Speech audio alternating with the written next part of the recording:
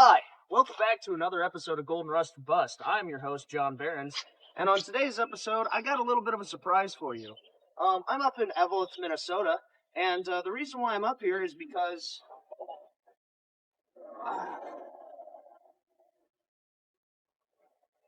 I've purchased a 1975 Cadillac Eldorado. Let me pull it out for you.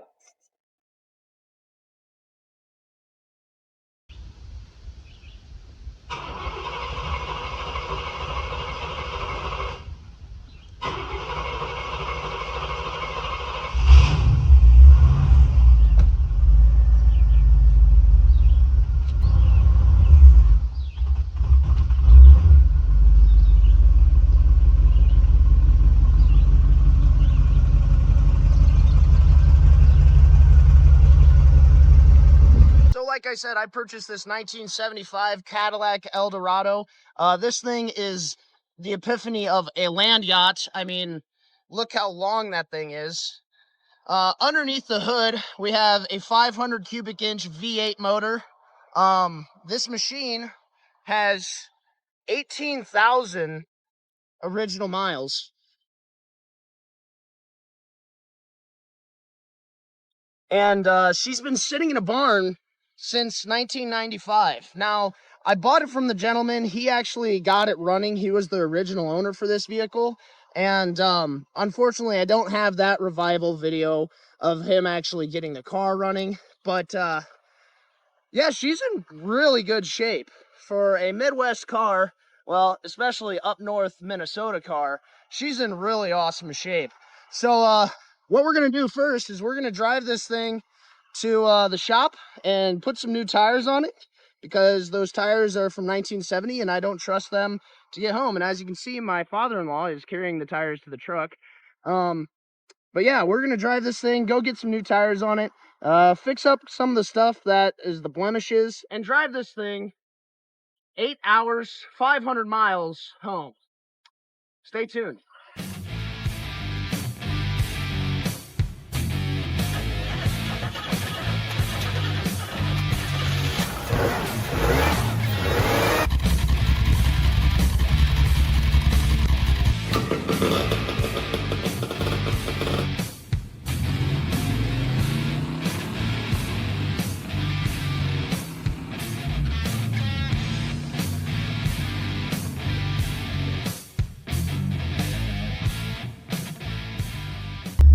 So as you can see, we're driving. We're taking this old beast to go and get tires on it. You can hear that squeal. I think that's our AC compressor that's squealing. So what I need to do is I need to obviously fix whatever is underneath the hood there, the AC compressor. And then also I need to stop it from dying at stop signs. So probably work on the quadra-junk under the hood. I'm amazed that it's actually running this well. Like Minnesota fashion, see? Oh, I saved it. We're still alive. We're driving. But like Minnesota fashion, it is raining. So, yeah, we need new windshield wipers as well. So I'm going to put you guys down and get here, get those tires changed, and hopefully make it back home.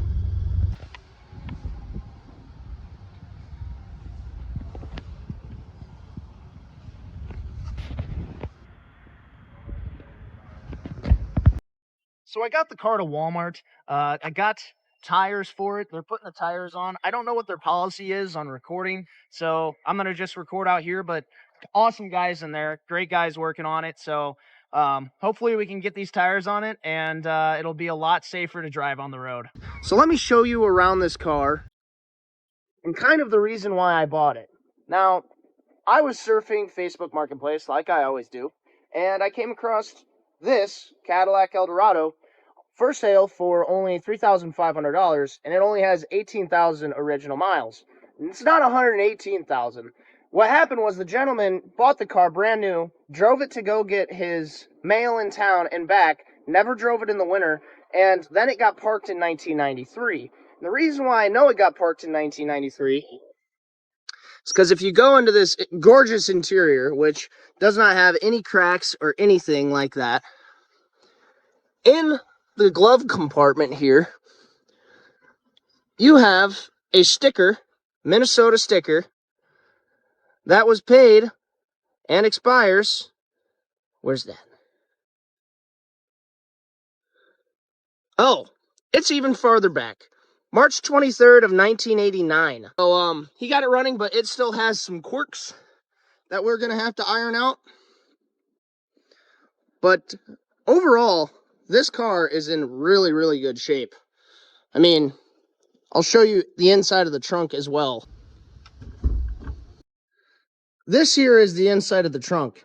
You can fit a lot of people in the back of this trunk, and I understand why the Mafia like driving Cadillacs, because you can fit Jimmy Hoffa back there very easily. And it's an easy close trunk, which is amazing to me. Let's see what it's got under the hood. So if you come to the front and lift up this giant hood, my gosh, that thing weighs probably 50 pounds. You have a big 500 cubic inch V8 under the hood. So I'm guessing that can push a lot of ponies if you get it running right. And you can tell that this is a low mileage car because all the stickers are still intact. Every single sticker. The top part, that got ripped off or fell under the car, probably from sitting a long time. But everything is all original. So we got a couple things to do to this car. We got to put in a temperature gauge. It's got a temperature light, but I don't really want to trust a light if I'm driving 500 miles back home. I got to get some V-belts for it, just in case. Maybe go through the carburetor, check the carburetor out. It likes to fall on its face as soon as you try, putting the gas to it. So I'm going to get to work on some of these body fillers, and see if we can get this car looking spiff and spam. First things first, we edited because, Minnesota with rain, we changed out the windshield wipers. Yeah, they're not as good as the original. It's not all chromed up. So I'm down here to put in my new temperature gauge because I don't want to be relying on a temp light to tell me that I'm overheated.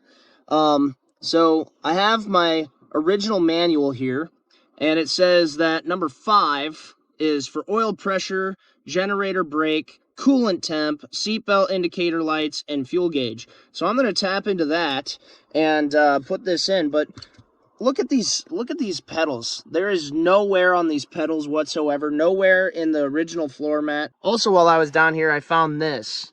This right here is a oil change stamp code or date code. And if you look, the last time the oil change, according to this, was 160.47.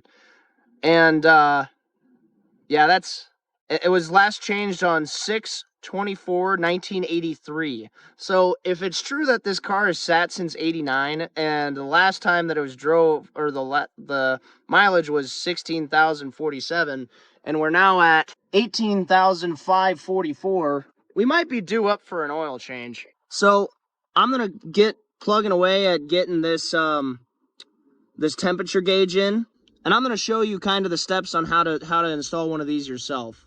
Positive here would go to your 12-volt positive. S would go to your sending unit, so in this case is a temperature switch. And then the ground is ground. So you would take this wire that go to ground. This wire would go to your engine block where the temperature sending unit is. And then this positive would go to a positive wire. And this is just black and white for a light so you can see it at night. So I'm going to go ahead and get this all marked up and put into place, and I'm going to show you when we're done. All right, so I got my temperature gauge at least in place with some wires running to it. Then if you go up here, I was going to run my temperature switch back to that back right above my finger. There's a temperature switch there in the head. Well, I took that out, and all that does is measure how hot the head is. There's also another one on this side, down where my finger is, and that one also just reads the temperature of the head and not of the coolant. Where it measures the coolant at is actually underneath my AC compressor, and it's a pain to get to, but you can kind of see the wire down in there. That's where I have to go, so I'm gonna have to take all this stuff off out of the way so I can access that and we're just going to go from there and see what happens.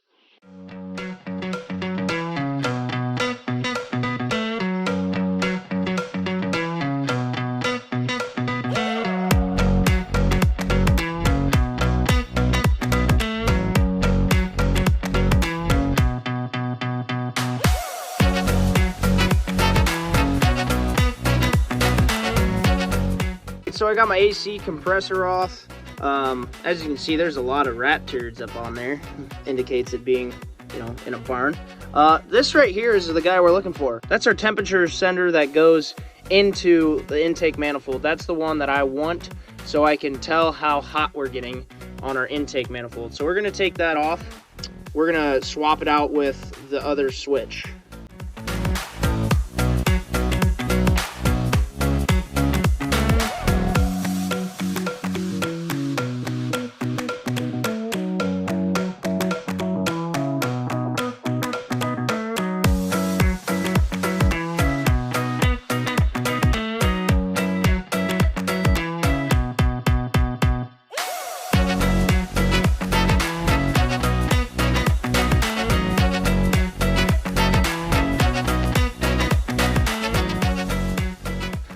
So we got our new switch in with the old wire and the new wire attached. That is ran to a wire. The wire goes up around through the firewall, and when it comes through the firewall, it is going to come up and go to the backside of my temperature switch. Now that should, in theory, give me temperature to my switch itself, and that's going to be a lot better than relying on a stinking old light to tell me that I'm overheated. So now that I have my negative and positive wire ran to my temperature gauge, I'm going to just get everything all buttoned up, and then we can put everything back together underneath the hood, and we can test that gauge out. Okay, so I am on the floor of my Cadillac Eldorado. It is quite spacious down here. We got the temperature gauge in, we got everything powered up, and everything ran, and we'll see what happens when I turn the key.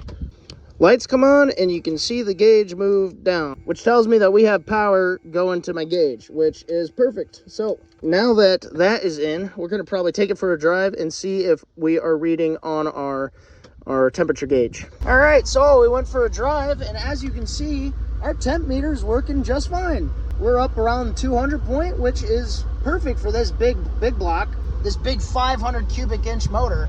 So I think with that done, I think we're going to take a break, go eat some lunch, come back and work on some other things on this old beast. So now that we got our temperature gauge in, we're going to start working on the missing teeth on a pretty girl on the car. And we're going to put in our body fillers. We're going to drink a couple beers about it. Drinking Grain Belt today. And yeah, we're going to go from there. We're going to take the new body fillers, put them into place, and hopefully we can get them all lined up with the body lines.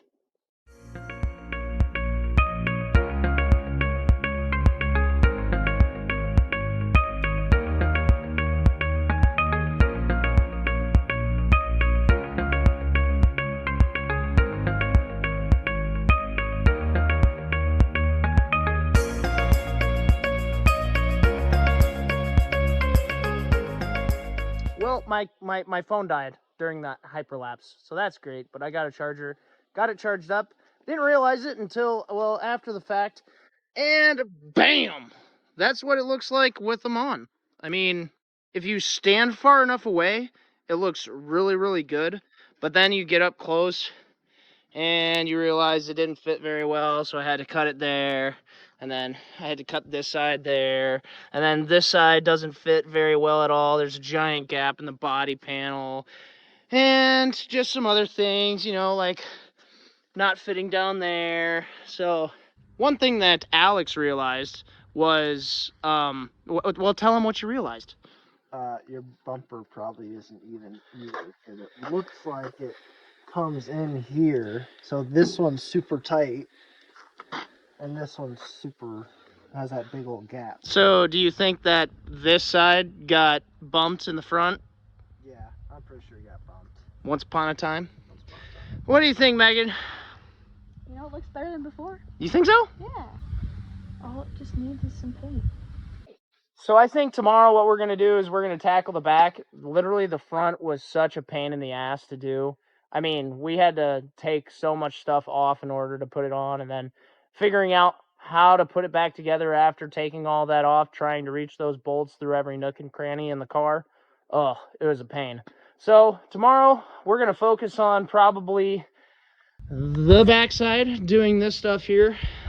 This body panel filler, the fill neck filler, everything that goes under the tail lights. And I just know that that is also going to be a pain in the butt. What do you think? This gonna suck. we're gonna need a lot of beer. We are going to need a lot more beer. Well, we're going to have a few beers tonight. We're going to relax now that we worked on this thing so hard today.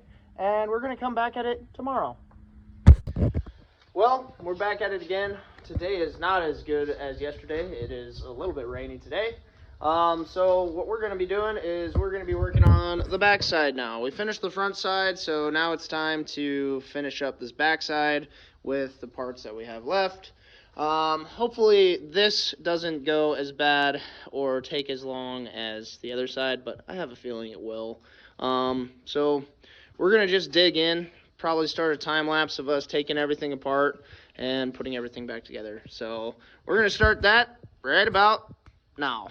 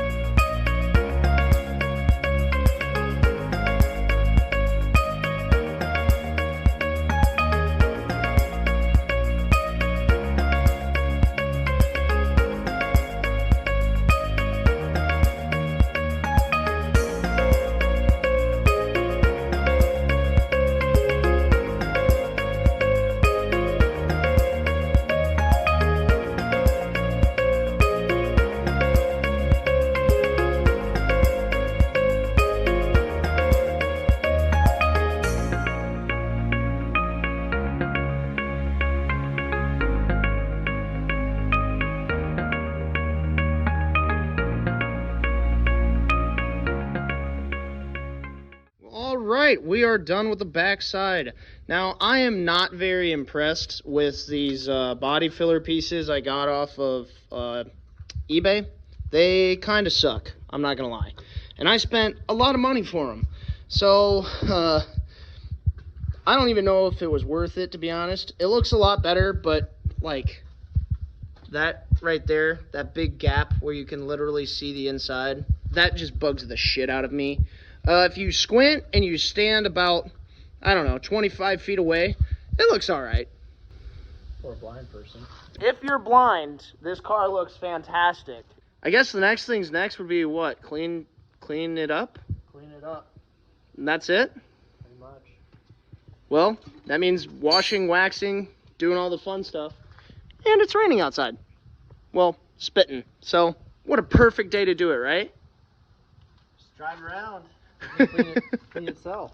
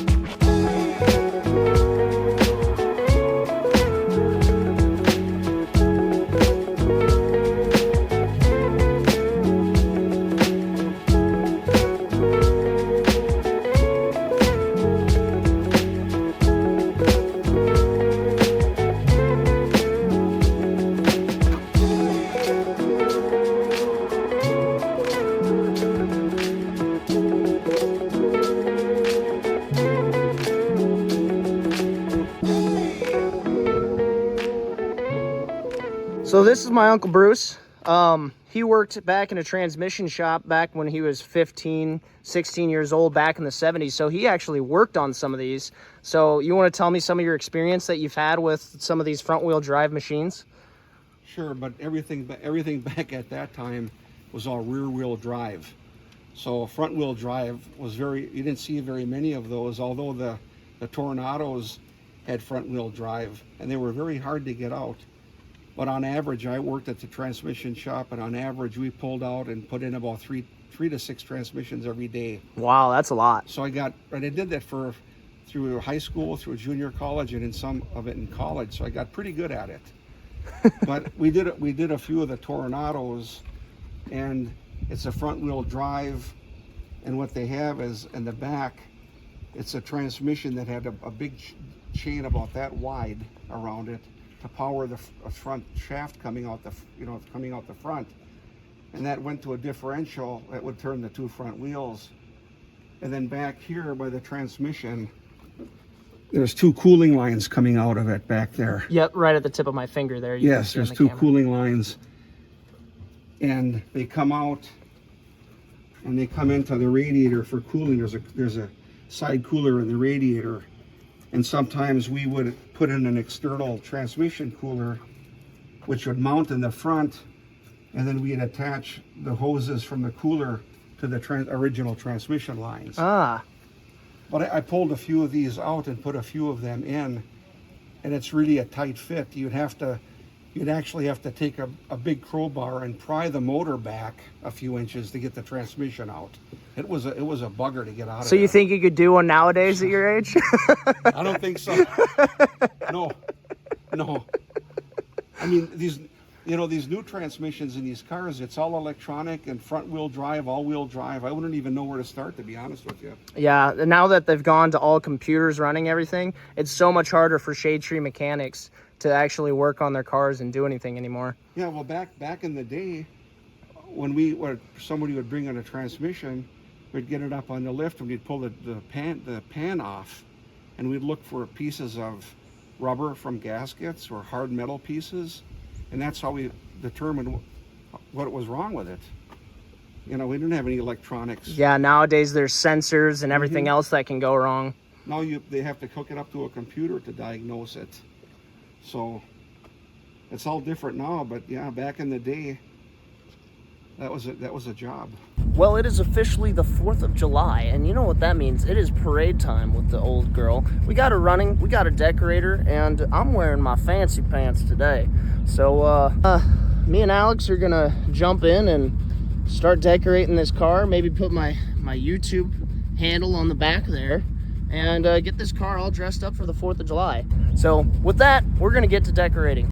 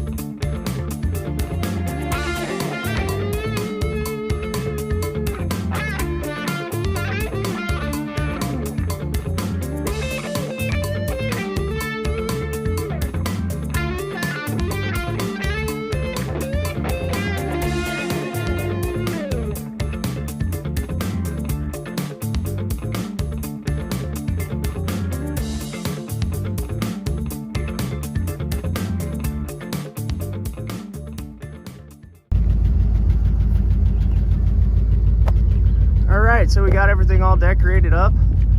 It's got my YouTube handle on there. It says Happy 4th on the side with some wonderful explosions. And yeah, I think it's time to see if we can take this for a spin and see if it'll run out alright. Oh yeah. Throw some candy at some kids. So we've at least made it to the lineup for the parade. Hopefully it doesn't die in the parade, because that'd be A, really embarrassing, and B, I have my logo on the back, so people would definitely know that what kind of mechanic I am. Cut right at that. But anyway, so we've made it into the parade. We got all our candy, lined up. Over $100 worth of candy. We're definitely going to run out. Yep. I mean, I don't know if it's a good omen or bad omen, but we are behind the tow truck, so That's very true. If we break down, we could just have the tow truck give us a lift in the parade, and that would actually make it good, because then the car would finish the parade and not have to get pushed off to the side. We have gained one other person in the car with us. Megan, say hello. Hi. And we are going to be throwing candy. Are you excited to throw candy? Yes, I am. Okay. I'm more excited to eat it. Oh, okay. Well, I mean, little Wayne's gotta eat. He's gotta eat. He wants candy. So, anyways, we're still sitting. Parade doesn't start for another, I don't know, 10 minutes.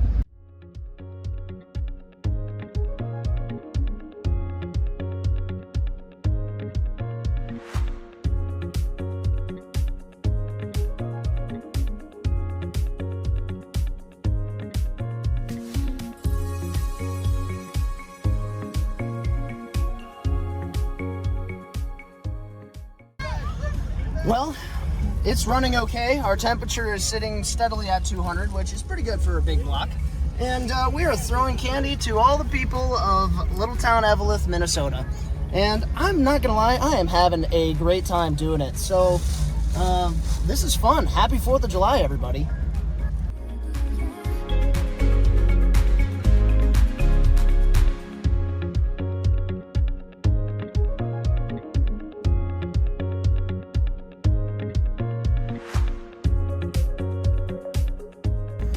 Well, we made it through the parade. Temperature stayed around 200, which is good. And we ran out of candy halfway through because we were not No, towards prepared. the end. Okay, all right, towards the end, but we definitely missed the majority of children. So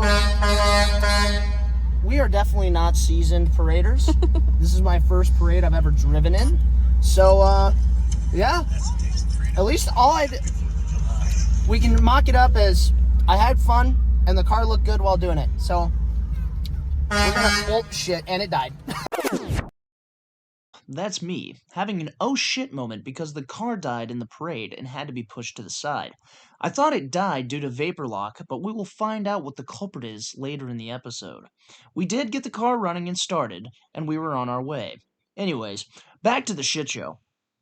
All right, so I got the machine running, I got it driving, I took it through the parade went great, and then it died. See, it died because I think what happened was a little bit of a heat problem. It was floating around 200 mark, and 200 is normal operating temperature for this behemoth of an engine. And I think what happened was the fuel line got hot, and we vapor locked. So as long as I think I'm getting air through it, I wouldn't have much of a problem with that, driving-wise. It's just when you sit and idle for a long time and you're not really getting any airflow through is when you run into that issue. Another issue that I'm running into is I think my accelerator pump is completely shot. So I went down to Auto Parts City, down in Virginia on 8th Street, and I tell you what, if you go there, you're not going to be disappointed. Ask for a guy named Nick. He is awesome help. Awesome help. He found me everything that I needed, including a rebuild kit for a Quadrajet. And I asked around everywhere, and I couldn't find one. And he found me one. So shout out to them. Shout out to that awesome shop. And what I'm going to do now is I'm going to get to work on rebuilding that carburetor, at least cleaning it up, putting in a new accelerator pump. Probably after that, I'm going to change the oil, and we're going to take it for a drive again and see if it's even capable of driving the 500 miles back home. So I'm going to get to work. So first things first is I'm going to take off my air cleaner here. Put him off to the side. And then I'm going to take off the rest of this. Put it off to the side as well. I need a new air filter, but I could not, unfortunately, find one of those. Next things next is I'm going to take the top part of my Quadrajet off. There's a few screws down inside of this Quadrajet that you have to be careful because if you drop them, they go inside the engine, and that is no bueno. So I'm going to get myself a couple rags and stick a couple rags down inside there, or napkins or some sort. And once that's done, then I know for a fact that I at least don't have as much of a possibility of it going down inside the intake. So I'm going to get to work, start taking this carburetor apart, and we're going to go from there.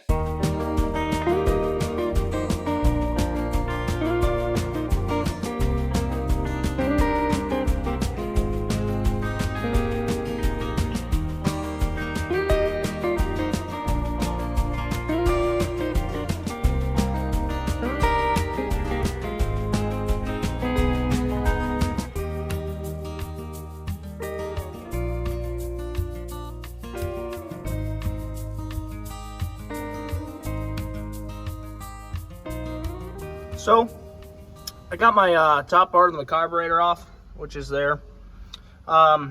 It's pretty dirty and varnished inside here. My accelerator pump, actually wasn't in too terrible a shape.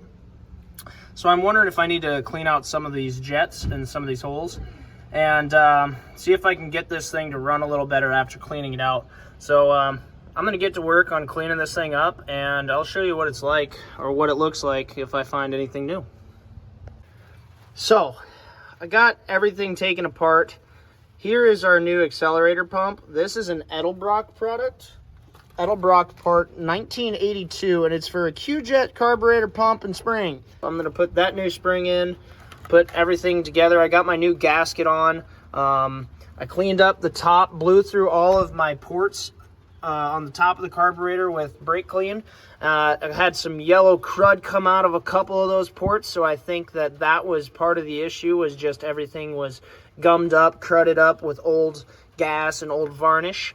So I'm going to keep working, putting stuff back together, and hopefully we'll have a running engine by the end of the day. Got my carburetor all put back together, done. I mean, the new accelerator pump's in. And then I decided, you know what, I'm going to take my filter out in the front. And I'm glad I did, because take a look at that. That is just, that's awful. That is one of the worst filters I've ever seen. Well, since I had somebody else get this running, I figured that they would go through all the right steps, which clearly they did not. This is what just came out of the tank. That's really bad.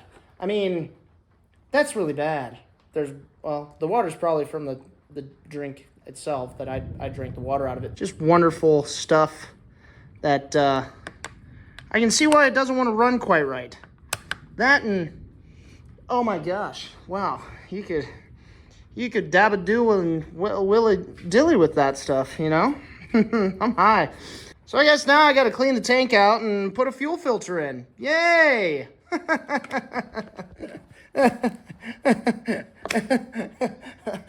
Me.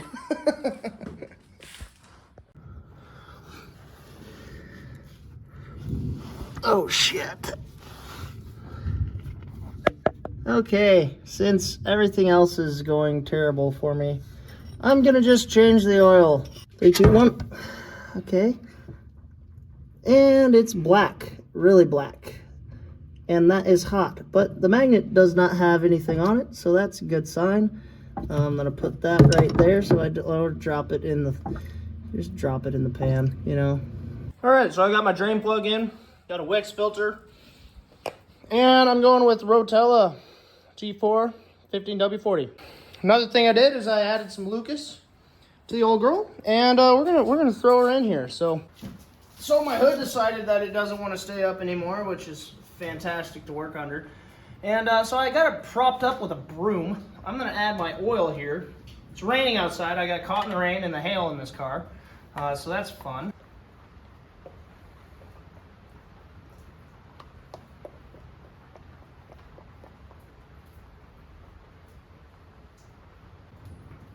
Let's start with that. So I'm gonna start checking my dipstick. You've watched people put oil in cars before, so this is really not that fun stuff. So I'm gonna use the light on my phone so I can see what I'm doing. Well, we have found that the old tank is filled with really old fuel that is brown and disgusting. And so now I am rigging up a auxiliary tank. This is my last day here, so if it doesn't get done today, well, I guess I'm not driving it home. So what we're gonna do is we're gonna run this tank here, we're gonna run a line to the front, and then I have an auxiliary fuel pump that I'm gonna put on, so then I can pump fuel from back here to the front. This is a 12-gallon tank, so if I'm getting 10 miles to the gallon, it should be 120 miles. I'm also gonna have a 5-gallon tank with me for a, like, just in case, oh shit tank. And yeah, we're gonna see how far I can get. Hopefully we can make it home. If not, I guess I'll be towing it. Okay, I'm not gonna lie. This car is kicking my ass, but I think I finally got it. And don't mind my wiring job because it's garbage, absolutely trash. But let me show you what we got going on here. It's wonderful. We got our fuel filter here that goes into our hard line, that goes into our carburetor, which then goes down to a Edelbrock inline fuel pump, which that line then goes back to my tank, which I'll show you in a second. But look at that wiring job. It's just wonderful. Goes back around and ties back into the car, so when you turn the key, you get the pump to turn on. Look at that. So back here, we'll show you what we got going on here. That's my boat tank. I got some fuel in it. We're gonna fire it up. We're gonna see if this works. If not, I'm just gonna scrap the car. Well, all right. Here goes nothing. I'm gonna try it.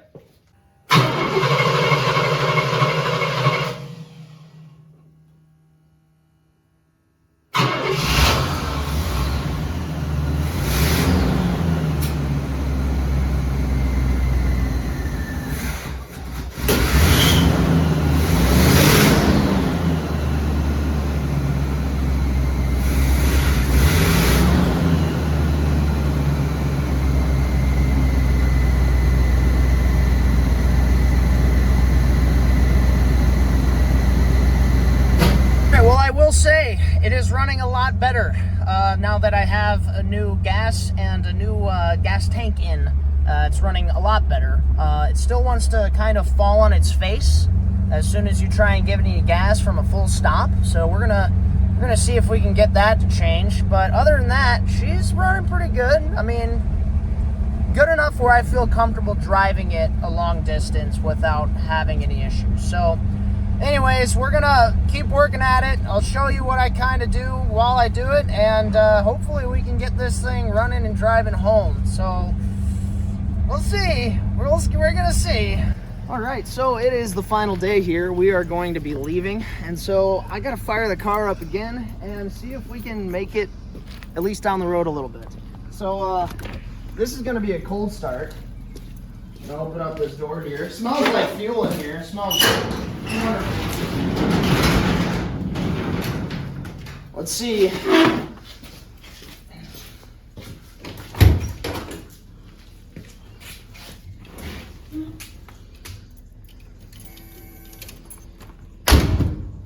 All right, here goes nothing.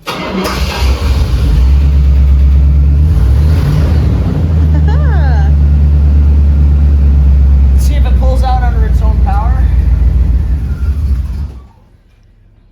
Not a good start. Might need to warm up.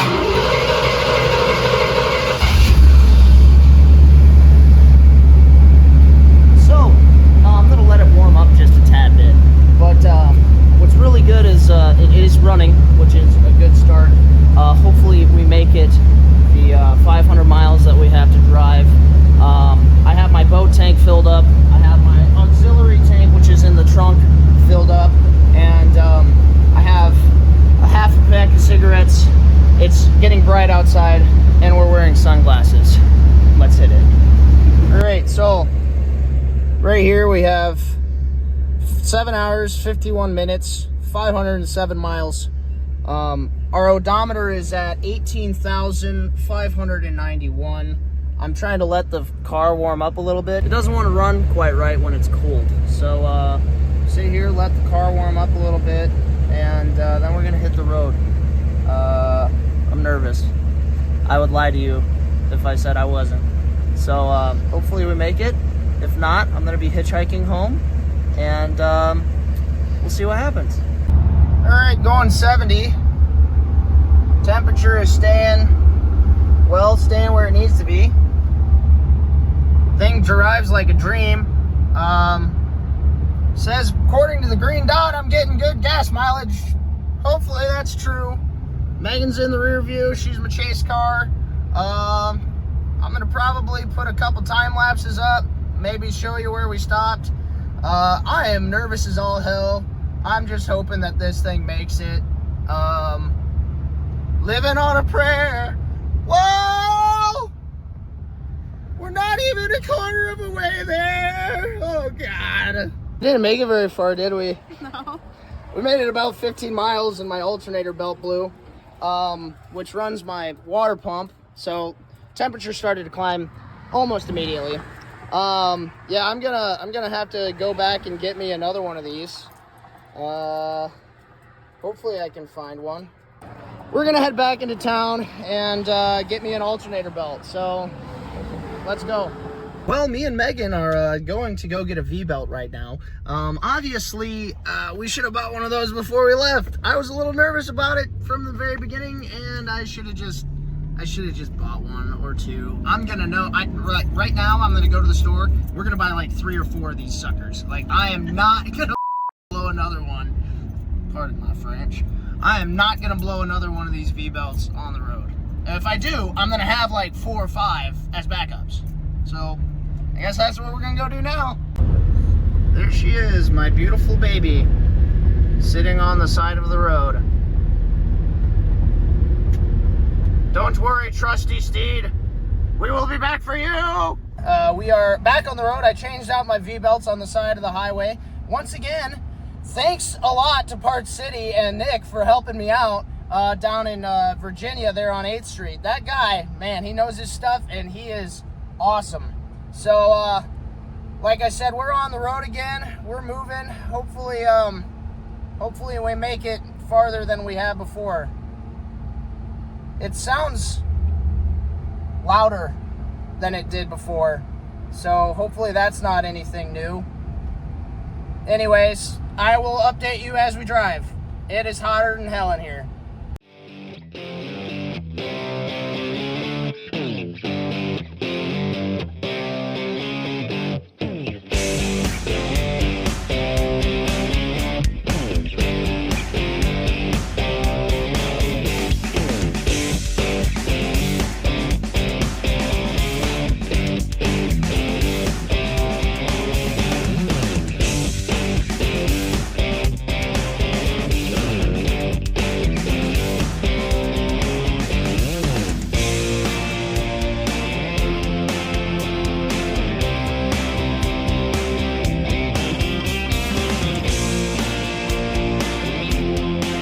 Alright, so we stopped in, what town is this?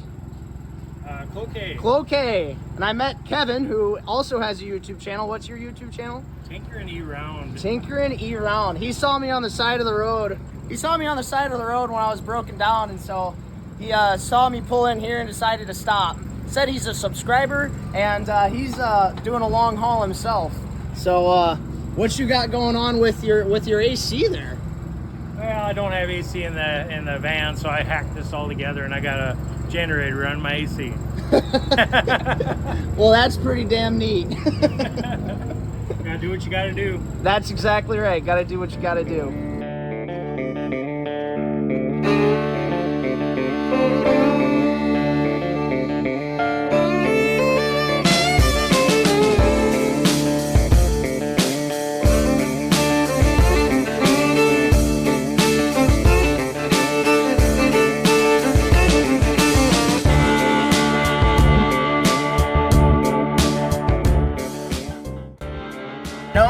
I'm not gonna lie, I'm having a little bit of fun driving this car. It rides well, it shifts nice, I'm just floating at 70 miles an hour.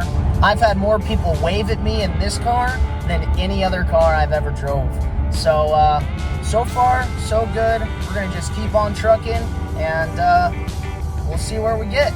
We've made it to North Branch and I put 88 miles on it and I only filled the tank 5.76 gallons, which means, if I'm doing that math correctly, I'm getting about 13 to 15 miles per gallon, upwards of 15 miles a gallon. That's pretty good. So, I'm gonna hop in the car. We're gonna go over to Don Julio's and get ourselves some something to eat, and then we're gonna hit the road again. Let this baby cool off a little bit.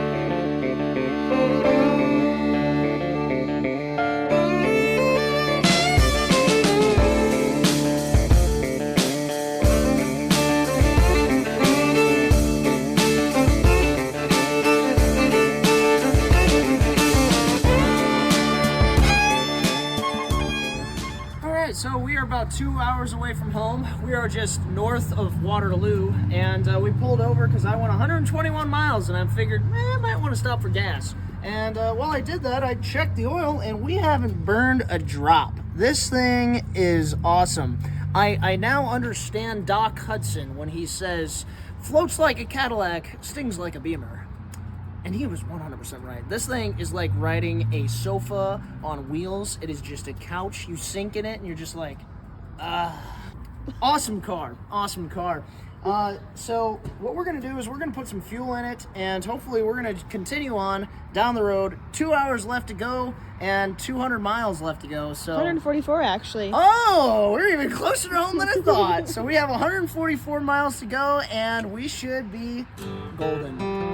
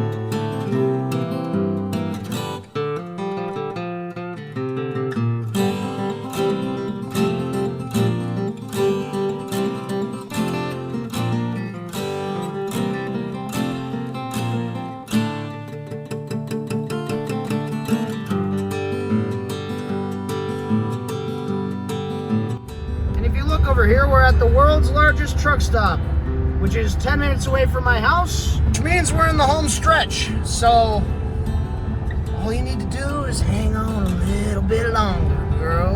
All right, all right, all right.